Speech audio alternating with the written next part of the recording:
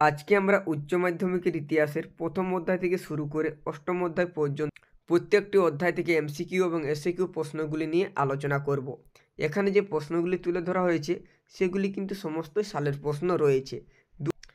2015 সাল থেকে শুরু করে 2023 সাল পর্যন্ত সমস্ত সালেরই কিন্তু প্রশ্ন রয়েছে। তো চলো শুরু করি। প্রথম অধ্যায় থেকে কোনো এসএকিউ প্রশ্ন থাকে না, এখান থেকে থাকে শুধুমাত্র এমসিকিউ প্রশ্ন। তো প্রথম অধ্যায় থেকে যে এমসিকিউ প্রশ্নগুলি রয়েছে সেই এমসিকিউ প্রশ্নগুলি প্রথমে তোমাদের সামনে তুলে ধরি। প্রথম প্রশ্ন রয়েছে আর্লি হিস্টোরি অফ ইন্ডিয়া গ্রন্থের রচয়িতাকে? এর উত্তর হলো ভিনসেন্ট স্মিথ। তারপরে রয়েছে ভারতের ইতিহাসে জাতীয়তাবাদীর ব্যাখ্যাকার কে? এর উত্তর হলো রমেশচন্দ্র মজুমদার। তারপরে রয়েছে রাজতরঙ্গিনী রচনা করেন কে?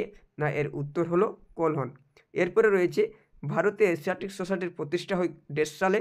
এর উত্তর হলো 1784। এরপরে রয়েছে সব ইতিহাসই সমকালীন ইতিহাস, এই উক্তিটি কার? এর উত্তর হলো ইএইচ কারির। তারপরে রয়েছে মিথ শব্দটি এসেছে মিথস থেকে, যেটি একটি কী ধরনের শব্দ? না, এটি হলো এক ধরনের গ্রিক শব্দ। তারপরে রয়েছে জীবনের জলসাঘরে কার আত্মজীবনী? এর উত্তর হলো মান্না দে। তারপরে রয়েছে ইতিহাস একটি বিজ্ঞান, এর বেশিও নয় কমও নয়, এটি কার উক্তি? এর উত্তর হলো বিউরি। এরপরে রয়েছে নয়ের দাগে 71-এর ডায়েরি নামক স্মৃতিকথা রচয়িতাকে? এর উত্তর হলো সুফিয়া কামাল।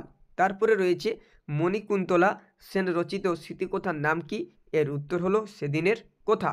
তারপরে রয়েছে বৈজ্ঞানিক ইতিহাস চর্চার জন্য কাকে বলা হয়? এর উত্তর হলো থুকিডিডিসকে।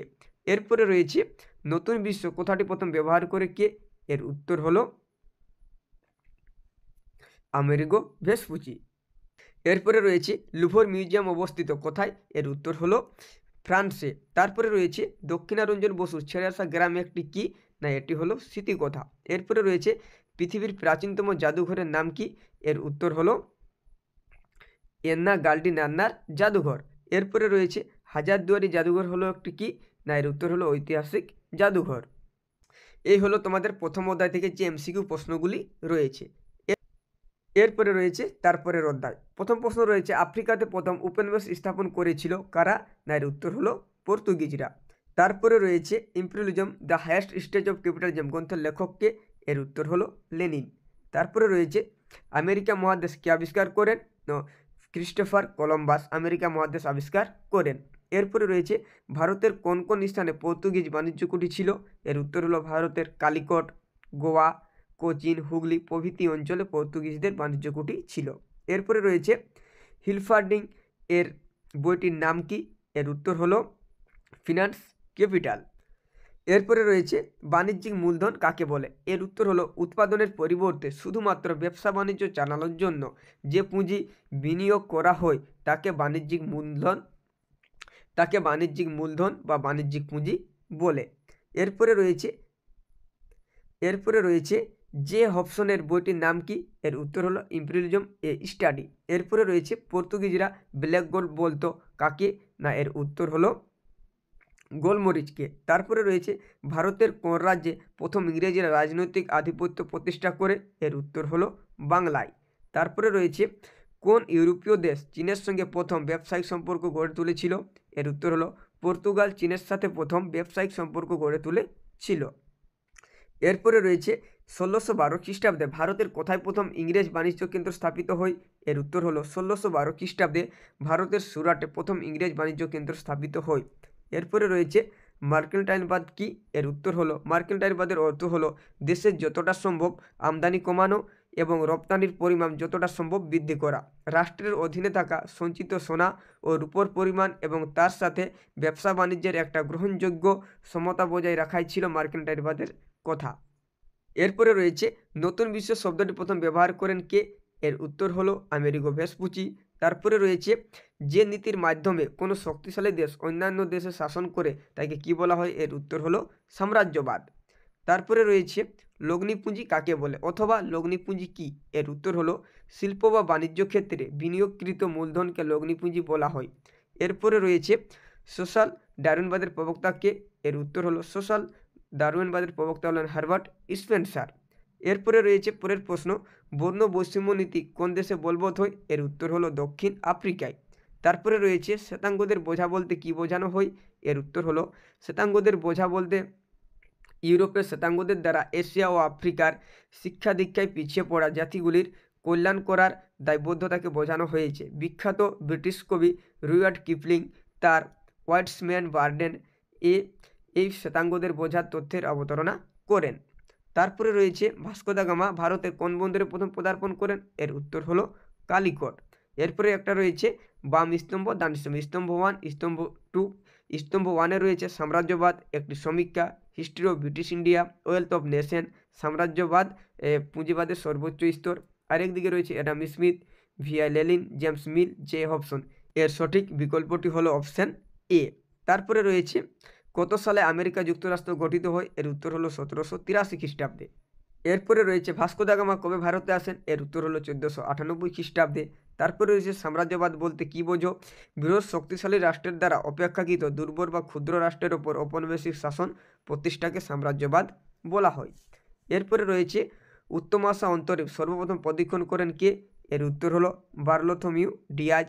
তারপরে রয়েছে এশিয়ার কোন দেশ বিদেশি বণিকদের বিরুদ্ধে প্রথম পদক্ষেপ গ্রহণ করে, এর উত্তর হলো চীন। এরপরে রয়েছে স্তম্ভ 1-এর সাথে স্তম্ভ 2 মেলা। প্রথম দিকে রয়েছে the wealth of nation, imperialism a study, imperialism the highest stage of capitalism, আর আঙ্কেল টমস কেবিন একদিকে। আর স্তম্ভ 2-এ রয়েছে J Hobson, Lenin, Adam Smith আর হ্যারিয়েস্ট বিচার স্টো। এর সঠিক উত্তর হচ্ছে কিন্তু অপশান সি। এরপরে রয়েছে কোন দেশ মশলা দ্বীপপুঞ্জ নামে বিখ্যাত ছিল, এর উত্তর হলো ইন্দোনেশিয়ার মালুকি দ্বীপপুঞ্জ। তারপরে রয়েছে নতুন বিশ্ব বলতে কী বোঝো, এর উত্তর হলো 17-18 শতক নাগাদ স্পেন, পর্তুগাল, ব্রিটেন প্রভৃতি ইউরোপীয় দেশগুলির আমেরিকা মহাদেশে নতুন উপনিবেশ গড়ে তোলা, এই উপনিবেশটিকেই বলা হয় নতুন বিশ্ব। তারপরে রয়েছে ভারতের কোথায় প্রথম পর্তুগিজ বাণিজ্য কুঠি গড়ে উঠেছিল, এর উত্তর হলো ভারতের মধ্যে বোম্বাই, কোচিন, বেসিন, সলসেট, দিউ, হুগলি ইত্যাদি জায়গায়। তারপরে রয়েছে কৃষ্ণাঙ্গরা শ্বেতাঙ্গ মানুষের বোঝা, এই ধারণার প্রচারক কে, না এর উত্তর হলো রুডওয়ার্ড কিপলিং। এরপরে রয়েছে ওয়েলথ অফ নেশন গ্রন্থটির রচয়িতা কে, এর উত্তর হলো অ্যাডাম স্মিথ। এরপরে রয়েছে কোন মার্কিন সেনাপতি সর্বপ্রথম জাপান পদার্পণ করেন, এর উত্তর হলো মার্কিন সেনাপতি কমডোর ম্যাথু পেরি সর্বপ্রথম জাপানে পদার্পণ করেন। তারপরে রয়েছে দ্য ওয়েলথ অফ নেশন গ্রন্থের লেখক কে, এর উত্তর হলো অ্যাডাম স্মিথ।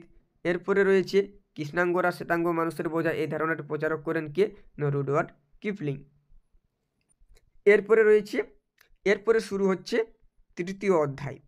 প্রথম প্রশ্ন রয়েছে কে বাংলায় দ্বৈত শাসন ব্যবস্থার অবসান ঘটান, এর উত্তর হলো ওয়ারেন হেস্টিংস। এরপরে রয়েছে লর্ড কর্নওয়ালিস প্রবর্তিত ভূমি রাজস্ব ব্যবস্থার নাম কি, এখানে এর সঠিক উত্তর হলো অপশান সি। 1 ও 2 ঠিক এবং 3 ও 4 ভুল। 1 রয়েছে 10 সালা আর 2-এ রয়েছে চিরস্থায়ী বন্দোবস্ত। এরপরে রয়েছে চীনে ইউরোপের বাণিজ্যিক সম্পর্কের সূত্রপাত হয় ড্যাশ বন্দরের মাধ্যমে, এর উত্তর হলো নানকিং। এরপরে রয়েছে কোন চার্টার অ্যাক্ট দ্বারা ভারতের ইস্ট ইন্ডিয়া কোম্পানির একচেটিয়া বাণিজ্যের অধিকার বন্ধ হয়ে যায়, এর উত্তর হলো 1813 খ্রিস্টাব্দের চার্টার অ্যাক্ট দ্বারা। তারপরে রয়েছে তাইপিং বিদ্রোহ কবে ও কেন হয়, এর উত্তর হলো চীনে 1850 খ্রিস্টাব্দে মাঞ্চু সরকারের অবসান ও দুর্নীতির কারণে। এরপরে রয়েছে নানকিং সন্ধির 2টি শর্ত লেখো, এর উত্তর হলো নানকিংয়ের সন্ধির 2টি শর্ত হলো ক্যান্টন, সাংহাই, এমোই, ফুচাও, নিংপো চীনের এই 5টি বন্দর ইউরোপীয় বণিকদের বাণিজ্য ও ব্যবসাবাসের জন্য খুলে দেওয়া হয়। আর 2 নম্বর রয়েছে উক্ত বন্দরগুলিতে ইউরোপীয়দের নিজ নিজ কনসাল নিয়োগের অধিকার পাবে। এরপরে রয়েছে poverty and unBritish rule in India রচনা করেন কে, না দাদাভাই নৌরোজি। তারপরে রয়েছে নানকিংয়ের চুক্তি স্বাক্ষরিত কত সালে, এর উত্তর হলো 1842 খ্রিস্টাব্দে নানকিং স্বাক্ষরিত হয়েছিল আর 1843-এর কার্যকরী হয়। তারপরে রয়েছে বাম স্তম্ভর সাথে ডান স্তম্ভ মেলাতে। বাম স্তম্ভে রয়েছে ফারুক সিয়ারের ফরমান, পিটের ভারত শাসন আইন, রেগুলেটিং অ্যাক্ট, বাংলায় কোম্পানির দেওয়ানি লাভ। ডান স্তম্ভের দিকে রয়েছে 1773, 1717, 1765, 1784। এর সঠিক উত্তরটি আমি বলে দিচ্ছি অপশান সি, তোমরা কিন্তু দেখে নেবে। তারপরে রয়েছে আলীনগরের সন্ধি কত খ্রিস্টাব্দে কাদের মধ্যে স্বাক্ষরিত হয়, অথবা আলীনগরের সন্ধি কাদের মধ্যে স্বাক্ষরিত হয়েছিল, এর উত্তর হলো 1757 খ্রিস্টাব্দে 9 ফেব্রুয়ারি সিরাজউদ্দৌলা ও ইস্ট ইন্ডিয়া কোম্পানির মধ্যে। এরপরে রয়েছে কোন ভূমি ব্যবস্থা জমিদারদের জমির ওপর মালিকানা সত্ত্ব দিয়েছিল, এর উত্তর হলো চিরস্থায়ী ভূমি ব্যবস্থা জমিদারের জমির ওপর মালিকানা সত্ত্ব দিয়েছিল। এরপরে রয়েছে কে কবে পাঞ্জাবকে ব্রিটিশ সাম্রাজ্যভুক্ত করেন? এর উত্তর হলো বড়লা লর্ড ডালহৌসি 1849 খ্রিস্টাব্দে পাঞ্জাবকে ব্রিটিশ সাম্রাজ্যভুক্ত করেন। এরপরে রয়েছে উন্মুক্ত দ্বার নীতি কি এবং কে এর প্রবক্তা? এর উত্তর হলো উন্মুক্ত দ্বার নীতিতে ঘোষণা করা হয় যে চীনের সব রাষ্ট্রেই সমান বাণিজ্যিকের অধিকার ভোগ করবে এবং সব রাষ্ট্রের জন্য একই বাণিজ্য ও শুল্ক ধার্য করা হবে। মার্কিন বিদেশ সচিব জন হে 1899 খ্রিস্টাব্দে এই নীতি ঘোষণা করেন। তারপরে রয়েছে চীনে কোন বছর আফিম আমদানি বন্ধ হয়? এর উত্তর হলো 1901 খ্রিস্টাব্দে। তারপরে রয়েছে বৈদেশিক বাণিজ্যের জন্য চীনের কোন বন্দর দুটি সীমাবদ্ধ ছিল? এর উত্তর হলো চীনের ক্যান্টন ও ম্যাকাও। তারপরে রয়েছে আবার একটি স্তম্ভ, বাম স্তম্ভ আর ডান স্তম্ভ। বাম স্তম্ভের দিকে রয়েছে টিপু সুলতান, রঞ্জিত সিং, মীর কাসিম, ডালহৌসি। ডান স্তম্ভের দিকে রয়েছে অমৃতসরের সন্ধি, শ্রীরঙ্গপত্তমের সন্ধি, বক্সারের যুদ্ধ, চিলিয়ানওয়ালার যুদ্ধ। এর সঠিক উত্তর হচ্ছে কিন্তু অপশন 4, তোমরা কিন্তু দেখে নেবে। তারপরে রয়েছে আবার একটি স্তম্ভ, বাগের সন্ধি, তিয়ানসিনের সন্ধি, পিকিং কনভেনশন, নানকিং সন্ধি। একদিকে রয়েছে 1843, 1842, 1860, 1858। এর সঠিক উত্তর হচ্ছে কিন্তু অপশন সি। এরপরে রয়েছে কোন আইন দ্বারা কলকাতার সুপ্রিম কোর্ট স্থাপিত হয়? এর উত্তর হলো 1773 খ্রিস্টাব্দে রেগুলেটিং অ্যাক্ট দ্বারা কলকাতার সুপ্রিম কোর্ট স্থাপিত হয়। এরপরে রয়েছে সর্বশেষ চার্টার্ড অ্যাক্ট কবে প্রবর্তিত হয়? 1863 খ্রিস্টাব্দে। তারপরে রয়েছে পলাশির লুণ্ঠন বলতে কী বোঝো? এর উত্তর হলো 1757 খ্রিস্টাব্দে পলাশির যুদ্ধে জয়লাভের পর ইংরেজ কোম্পানি মির্জাফরকে বাংলার নবাব পদে বসে প্রচুর ধনসম্পদ লুট করে নিয়ে যায়, যা ভারতের ইতিহাসে পলাশির লুণ্ঠন নামে পরিচিত। এরপরে রয়েছে সপ্তবিলোপ নীতি কে প্রবর্তন করেন? এর উত্তর হলো লর্ড ডালহৌসি। তারপরে রয়েছে নানকিংয়ের সন্ধি স্বাক্ষরিত হয় কাদের মধ্যে? এর উত্তর হলো চীন ও ইংল্যান্ডের মধ্যে। তারপরে রয়েছে বোর্ড অফ রেভিনিউ গঠন করে কে? এর উত্তর হলো ওয়ারেন হেস্টিং। তারপরে রয়েছে ভারতের প্রথম ব্রিটিশ গভর্নর জেনারেলের নাম কি? এর উত্তর হলো ওয়ারেন হেস্টিংস। তারপরে রয়েছে পিকিং কনভেনশন কবে আহত হয়েছিল? এর উত্তর হলো 1860 খ্রিস্টাব্দে। তারপরে হচ্ছে অবশিল্পায়ন কি? এর উত্তর হলো ব্রিটিশ শাসনকালে ভারতের বাজারগুলির ইংল্যান্ডের শিল্প কারখানায় উৎপাদিত পণ্যে ছেয়ে গেলে দেশের চিরাচরিত কুটির শিল্পগুলির ধ্বংস হয়ে যায়। এই ঘটনা অবশিল্পায়ন নামে পরিচিত। তারপরে রয়েছে গ্যারান্টি প্রথা কোন বিশ্বের সাথে যুক্ত? এর উত্তর হলো রেলপথ। তারপরে রয়েছে কর্নওয়ালিস কোড কি? এর উত্তর হলো লর্ড কর্নওয়ালিস সুষ্ঠুভাবে শাসন পরিচালনার জন্য ও বিচার ব্যবস্থা সংস্কারের জন্য তৎকালীন ঔপনিবেশিক ভারত প্রচলিত আইনগুলিকে সংহত করে 1793 খ্রিস্টাব্দে যে কোড বা বিধিবদ্ধ আইন চালু করে তা কর্নওয়ালিস কোড নামে পরিচিত। এরপরে রয়েছে রেগুলেটিং অ্যাক্ট কবে পাস হয়? 1773 খ্রিস্টাব্দে। তারপরে রয়েছে ভারতীয় শাসন কাঠামোয় নতুন পুলিশি ব্যবস্থা প্রবর্তন করেন কে? এর উত্তর হলো লর্ড কর্নওয়ালিস। তারপরে রয়েছে আবার একটি স্তম্ভ একের দিকে রয়েছে রেগুলেটিং অ্যাক্ট, ফারুক শহরের ফরমান, বাংলায় কোম্পানির দেওয়ানি লাভ, পিটের ভারত শাসন আইন। আর একদিকে সার রয়েছে 1765, 1773, 1784, 1717। এর সঠিক উত্তর হলো অপশন ডি। তারপরে রয়েছে 1843 সালে চীনে কোন চুক্তি হয়েছিল? এর উত্তর হলো বোগের সন্ধি। তারপরে রয়েছে পরের অধ্যায় শুরু হচ্ছে তত্ত্ববোধিনী পত্রিকা প্রকাশ করেন কে? এর উত্তর হলো দেবেন্দ্রনাথ ঠাকুর। তারপরে রয়েছে গান্ধী প্রবর্তিত হরিজন শব্দের অর্থ কি? এর উত্তর হলো তপশিলি জাতি। এরপরে রয়েছে সিং চুং হুই এর প্রবর্তক ছিলেন কে? এর উত্তর হলো সানিয়াত সেন। এরপরে রয়েছে বিরসালিঙ্গম দক্ষিণের দেশ নামে পরিচিত? এর উত্তর হলো বিদ্যাসাগর। তারপরে রয়েছে আলেকজান্ডার ডাফ কে ছিলেন? এর উত্তর হলো আলেকজান্ডার ডাফ ছিলেন একজন স্কটিশ মিশনারি। তিনি ভারতে পাশ্চাত্য শিক্ষার প্রসার ঘটাতে উদ্যোগ নেন এবং কলকাতার স্কটিশ চার্চ কলেজে স্থাপিত করেন।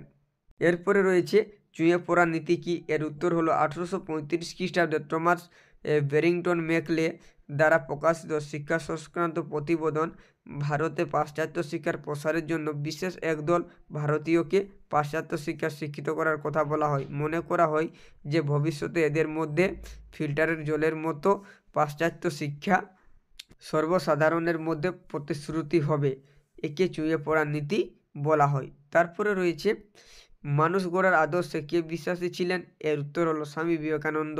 তারপরে রয়েছে দলিত কাদের বলা হয়? এর উত্তর হলো ভারতে ব্রহ্মস্ব উচ্চবর্ণের শোষণে শোষিত মাহার, নাদার, চামার, হরিজন, নমশূদ্র, ইজাবা প্রভৃতি নিম্নবর্গের লোকেদের দলিত বলা হতো। এরপরে রয়েছে বর্তমান ভারত কার লেখা? এর উত্তর হলো স্বামী বিবেকানন্দ। তারপরে রয়েছে রামমোহন রায়কে রাজা উপাধি কে দিয়েছিলেন? এর উত্তর হলো সম্রাট দ্বিতীয় আকবর, মুঘল সম্রাট ছিলেন। তারপরে রয়েছে শুদ্ধি আন্দোলন প্রবর্তক কে করেছিলেন? এর উত্তর হলো দয়ানন্দ সরস্বতী। তারপরে রয়েছে কেরালায় কে অস্পৃশ্যতার বিরুদ্ধে শক্তিশালী আন্দোলন গড়ে তুলেছিল? এর উত্তর হলো শ্রীনারায়ণ গুরু। তারপরে রয়েছে কোন গভর্নর জেনারেল ইংলিশিস্ট ওরিয়েন্টালিস্ট বিতর্কের অবসান ঘটান? এর উত্তর হলো লর্ড উইলিয়াম বেন্টিং।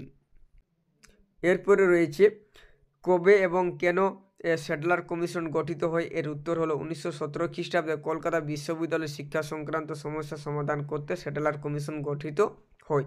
তারপরে রয়েছে সাউকার কাদের বলা হয়? এর উত্তর হলো দক্ষিণাত্যের বোম্বাই প্রেসিডেন্সিগুলিতে সুদখোর মহাজন শ্রেণী সাউকার নামে পরিচিত ছিল।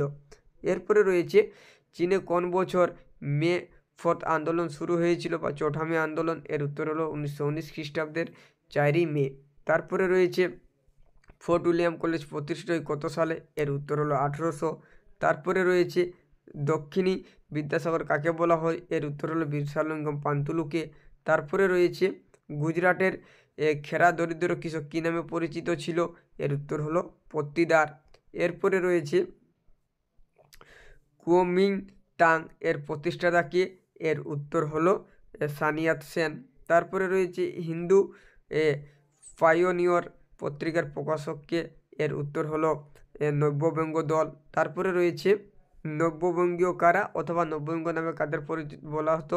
না, এক কথা যদি লেখো ডিরোজিওর অনুগামীদের নব্যবঙ্গ বলা হয়। তোমরা যদি চাও তাহলে এটাও লিখতে পারো, এখানে কিন্তু সম্পূর্ণ ডিটেলসে দেওয়া রয়েছে। তারপরে রয়েছে হিন্দু বিধবা পুনর্বিবাহ আইন কোন সালে প্রবর্তিত হয়? এর উত্তর হলো 1856 সালে। তারপরে রয়েছে চীনে 100 দিবসের সংস্কার কি অথবা 100 দিনের সংস্কার কি ছিল? এর উত্তর হলো চীনা সম্রাট কোয়াংসু 1898 খ্রিস্টাব্দে এক সংস্কার কর্মসূচি ঘোষণা করেন। এই সংস্কার কার্য 100 দিন ধরে চলে বলে এই সংস্কার 100 দিবসের সংস্কার নামে পরিচিত। এরপরে রয়েছে চুক্তিবদ্ধ শ্রমিক কাদের বলা হয়? এর উত্তর হলো ইংরেজ ইস্ট ইন্ডিয়া কোম্পানি ভারত ও চীনে চুক্তির ভিত্তিতে শ্রমিকদের Latin America, Australia, Cuba, Mauritius প্রভৃতি বিভিন্ন দেশে পাঠাতো। ঔপনিবেশিক আমলে এদেরই চুক্তিবদ্ধ শ্রমিক বলা হতো। তারপরে রয়েছে সত্যশোধক সভা প্রতিষ্ঠা করেন কে? এর উত্তর হলো জ্যোতিবা ফুলে। তারপরে রয়েছে শ্রীরামপুর তরী নামে পরিচিত কারা ছিল? এর উত্তর হলো ক্যারি মার্শম্যান ওয়ার্ড। তারপরে রয়েছে আর্য সমাজ কবে প্রতিষ্ঠিত হয়? এর উত্তর হলো 1875 খ্রিস্টাব্দে। তারপরে রয়েছে চৌঠা মে আন্দোলন কত সালে অনুষ্ঠিত হয়? 1919।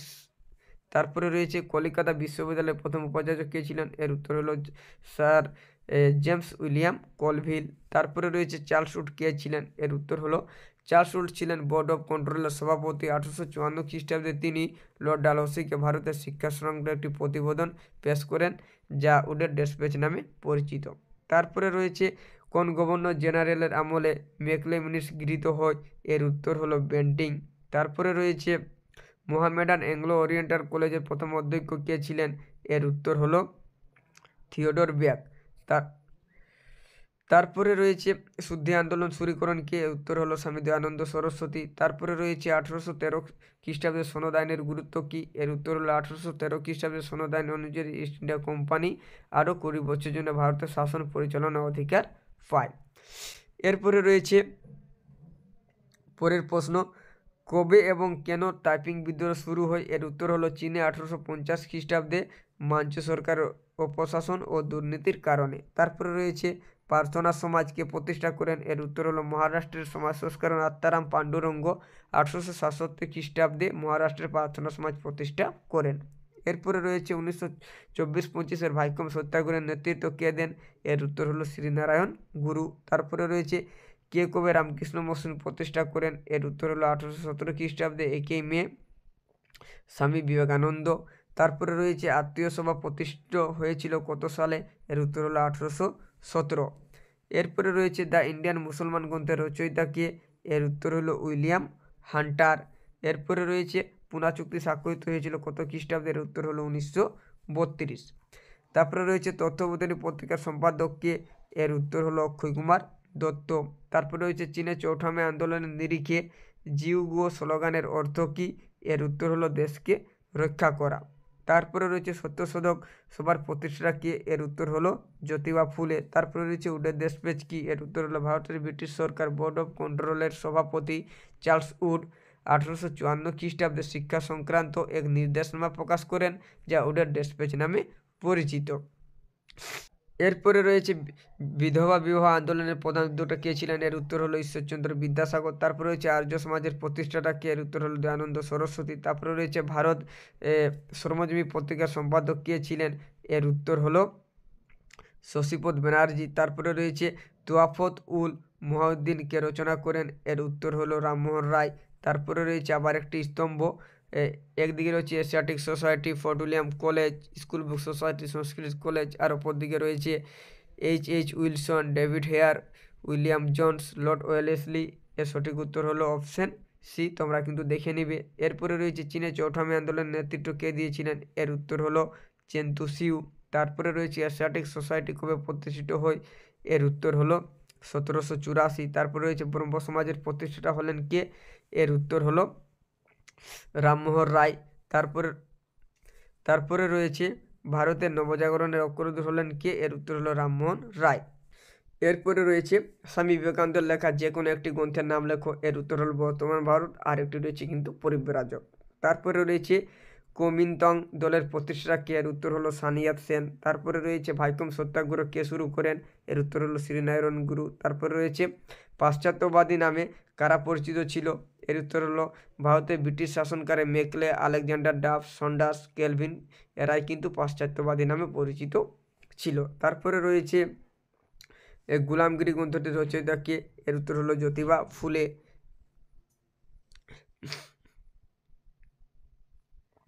এরপরে রয়েছে আলীনগর কলেজের প্রথম অধ্যক্ষ কে ছিল? এর উত্তর হলো থিওডর বেক। তারপরে রয়েছে সংস্কারের দাবিতে চীন সম্রাটের কাছে আবেদনপত্র জমা দেন কে? এর উত্তর হলো কাং ইউওয়ে।